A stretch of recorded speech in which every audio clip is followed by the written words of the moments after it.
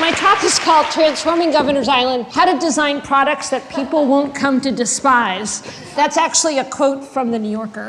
And this is actually an article they wrote about our approach to play. And so this is a compliment that parents won't despise our playgrounds because we don't do the conventional things. And that reflects a lot of what Mark was talking about earlier, which is how we work with people, actual humans, not only to design, but to really create experiences on Governor's Island. So I sort of hesitated when I saw the headline pop up when the article came out, but it's all a good thing.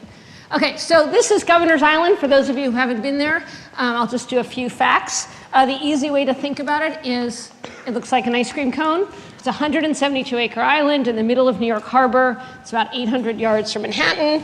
It's a former military base that had always been closed to the public, accessible only by boat. And in 2003, much of the ice cream and the entire cone part of the ice cream cone were transferred to New York. The ice cream part is all historic. We've got lots of vacant buildings. We're in charge of them. We have to find tenants for them.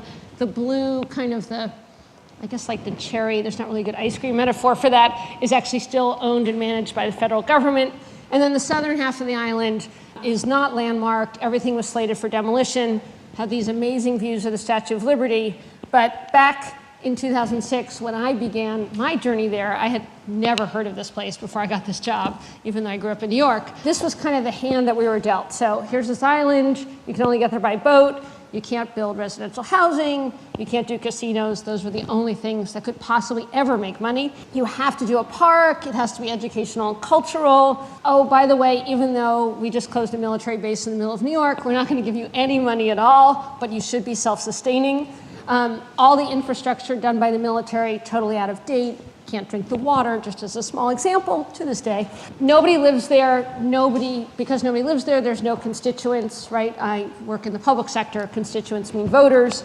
And a grand total of 8,000 people had visited during the first year that it had opened the year before. So I ran and took this job. The only question I actually asked was, am I insane?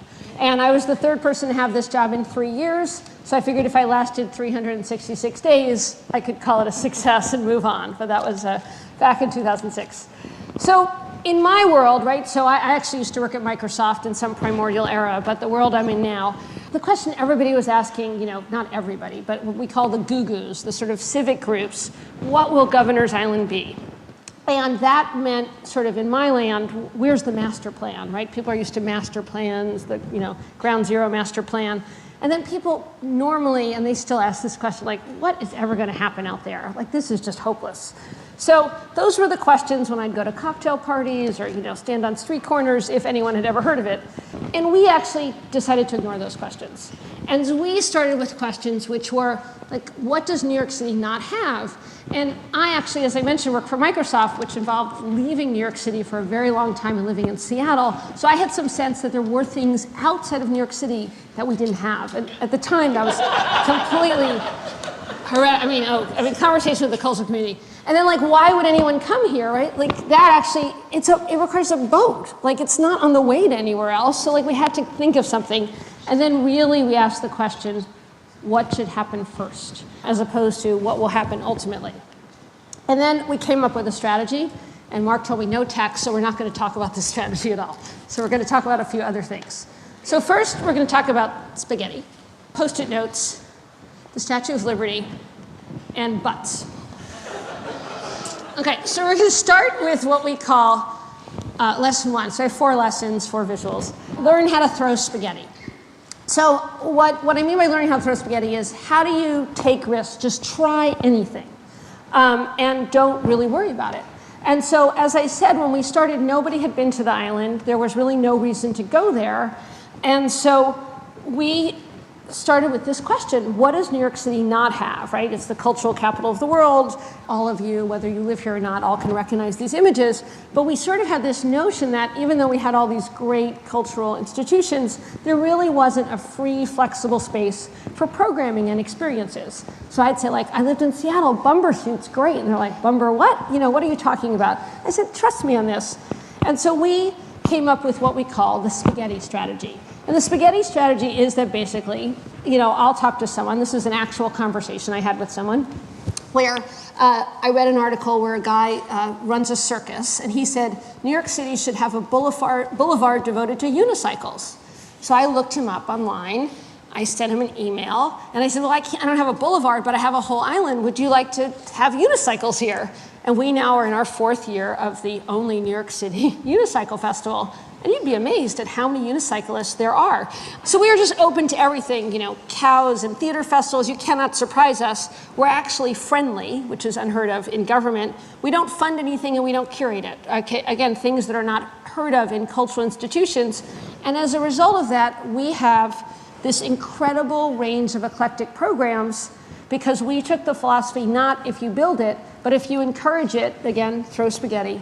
And the result is, and these are all just images from those of you who've been to the island, you'll recognize these, every kind of happening that you can imagine, body painted, artist design, miniature golf. And again, all because we weren't afraid to just try things and not to presuppose what would work. This is a couple of years ago, but this is a pretty typical day on Governor's Island. And they're really, what we've discovered now in the course of doing this is actually there is no other place in the world that kind of has this free-form stuff. Trapeze skull-based nectar, a bunch of VW bugs parked overlooking the Statue of Liberty. These are actual real things. And the result of that has been this combination. You get a free boat, you get to ride a bike, you have these wacky stuff, and all of a sudden, lots and lots of people come. And so whereas we had 8,000 people come the summer before I got there, we now have at least 8,000 people coming every single day. So that's a quite dramatic increase. And so lesson 1 is don't be afraid to throw spaghetti against the wall. It's not always going to stick, but when it does, it's super tasty. And I have plenty of wacky ideas that haven't happened yet. I've given up on the corn maze sponsored by Target. Such a brilliant idea, you know, shaped like a target. You could see it from the air. It's like not going to happen. We're building a park instead. So there are a few that like I had to give up on, but basically we are still throwing spaghetti every day. I mean, we were just having a little session this morning. So we used to, in fact, call our spaghetti throwing sessions. We don't actually have food on the island, so it's all sort of rhetorical. We used to call them the Wacky Ideas Meeting. But then all of them started happening, so we had to change the name of the meeting because they all were realized. So that's lesson number 1. Lesson number 2 is our sort of post-it lesson, which is how do you really get involved with your customers and take it seriously? So there's a lot of language about listening, listening tours. Politicians do listening tours. In my world, you do engagement, community engagement with stakeholders. To me, those are all words that don't mean anything, right? Because no one really believes politicians anymore. And in the case of engagement, we have a rule that actually, unless you have a new ring on your finger, you cannot use that word in my presence. Because once you start using language and that doesn't map to how actual humans speak, you've lost the battle. But in my land, this is what community engagement is called. This is Parks and Recreation. We call this a documentary. And I will tell you, earlier this week I was teaching a class at Princeton and the title of my talk was Why Leslie Knope is My Hero. And I sort of went in more detail. And then that night I was actually at a community board meeting and it was like scary because it literally was like, art imitates life. This is what is defined as process in the world I'm in. Just like the mockumentary on focus groups, this is our mockumentary. And that for most projects is what they do, and it really doesn't work because you have to do it, but you're not actually talking to the actual users of your project, and you're not engaging with them and getting them excited about how they can have a stake in what you're doing. So we decided, so we do all these community groups. I show up. I was at this nursing home. It was totally surreal. I was at a nursing home. They had no projector. I had to act out Governor's Island earlier this week, but it happened to be the nursing home my mother's in. I mean, it was a very surreal Monday evening. So we do that because we have to, but that's necessary and not sufficient. So what we thought about, and this goes back several years because we do this every season, is all these people are coming here. How do we get them involved and hear what they want to do? And so we had this idea of putting out Post-it notes, putting up all of our plans, and then we said, well, they're going to have kids, and kids want to do something fun, so we'll do rubber stamps so the kids can stamp the Post-it notes. Well, what we discovered, interesting enough, is that grown-ups, we actually can be creative if we are invited to be. And we found that people made all these little haikus and these little, sort of stories about what they wanted to see on Governor's Island. And also what they don't want to see on Governor's Island. And in the first summer we did this, we had a couple thousand real notes, not counting the like, hey dude, or where's the soda? I mean, we got plenty of those. And we were sort of amazed by this, but we realized that if we did this, it would just look like a cheap PR trick unless we actually did something with it. So then what we did is we took all the words, this is why we love interns, and we fed them into a program and we generated this word cloud. And we always use this particular image because I like the juxtaposition of free and love. But this is actually data. And what's interesting about this is not just kind of a pretty picture. What we learned from this is because we track how many of our visitors ride bicycles and rent bicycles when they're out on the island, and we looked at the size of the word bike. It was so much larger than what we were seeing in terms of actual usage, and that enabled us to get more bikes out there and think actually as we designed the new park, which is under construction now, of how to design a park that was completely optimized for bike riding, actually the first park that's been done that way. And so this is not just sort of trivial stuff. The other thing that we did, again, to give feedback, you'll see the word ice cream. When this came out, we actually didn't have ice cream on the island, so I went and stalked the ice cream store in my neighborhood, literally. I mean, I went in there like every week on a regular basis, begging them to start serving ice cream on Governor's Island. And so we have many forms of ice cream, Mr. Softy, but also Blue Marble, organic ice cream. And we were able to say to our customers, you asked for ice cream and you got it. I mean, not rocket science, but still an example in my world where people don't believe that people like me care about their feedback. They don't believe that we're kind of making it fun and that we do anything about it. And so we did. But the other thing that we did is we didn't just engage with people, post-it notes and community meetings. We watched what people did. So this is from a presentation we did about how we watch people move through space and how that influenced our design. And we're not, this is not a Big Brother thing. We just hang out on the island. That's where our offices are. We're there a lot when people are there. We're usually open on Fridays. And then we went beyond that, and we also experimented. So we were, in this particular case, trying to deal with some traffic issues between bicyclists and our service vehicles.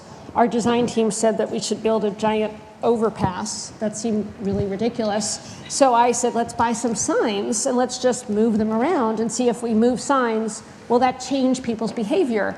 And it's really interesting. Even New Yorkers actually listen to signs. So here's our little experiment. There's me moving the sign. And then, lo and behold, everyone gets off their bike when you put the sign in the middle. That saved us about $2 million in an overpass. And I have a whole presentation on this I did once for a design conference that I've never shared with our design team because it's not their finest hour. The result is sort of like the tasty spaghetti. You get better design that functions the way people do if you really involve them, if you really listen to what they're saying, watch what they're doing, and then actually discuss it. Right? So it's not enough to just say we did this report. One of the things that we found over and over again in our design process is that I'd be sitting with our architect, we'd be standing here, we'd be watching someone do something, and we'd have a totally different impression of what that meant. And we'd have to talk about it, and they'd say, I remember we had a big fight about Adirondack chairs. And this is not the butt test, which will come up in a minute. And we love Adirondack chairs. We think they're iconic. Our designer, who happens to be Dutch, said, well, yes, we think that they like these wide handles, what are those called? Armrests, because they can put cups on them. And I said, do you see anyone putting their cup there? No, that's not why people don't want cup holders in their Adirondack chairs. So it's just, you have to sort of surface what you're observing in conversation, because it is amazing how two people engaged in the same project, watching customers, trying to make a product together, can come away with completely different lessons about what they just saw. How is the Statue of Liberty like an iPad? This is the famed Steve Jobs quote, right? You can't just ask customers what they want, try to give it to them. People don't know what they want until you show it to them. Now, I think about my relationship to my iPad, which I take to bed every night. I was not asking for an iPad.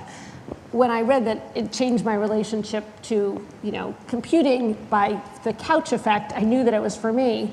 Similarly, we had this idea. We had this idea that we were right across from the Statue of Liberty and that we were the only place in New York that you could see the Statue of Liberty's face. And so we said we should design a whole park. That's what's going to make Governor's Island so compelling and magical, this whole park and promenade in view of the Statue of Liberty. So I would go out and give these presentations that would have these kinds of pictures. And New Yorkers are totally cynical about the Statue of Liberty. No one will ever admit to having been there since the age of 12. Absolutely not. They get insulted that I mention it. And they would like totally shut down. As soon as they'd see these pictures, everyone knows who the Statue of Liberty is. So we actually came out with this design brief for our park and public space back in 2006, which sparked our competition and everything we've done since. And we had this give the Statue of Liberty back to New Yorkers.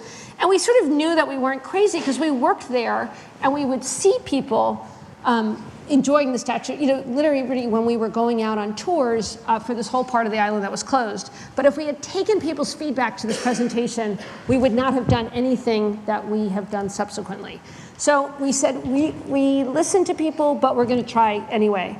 And this actually was an area of the island. This was an actual view. This is not Photoshop, right? There was this crappy housing blocking the view of the Statue of Liberty. So I kind of manufactured this whole safety argument because I work in government. It wasn't safe to have these buildings here. We can still take them down even though we haven't done our environmental review. Completely fabricated. And we demolished these buildings. The mayor came out and waved his thing. And lo and behold, we created this area called Picnic Point. The result you actually have to see for yourself because any pictures I show you of it, you won't think is that compelling. So please come to visit on a Saturday this summer, or better yet, next year. This is the new park, which is in construction, and that is the actual view from a sports field of the Statue of Liberty.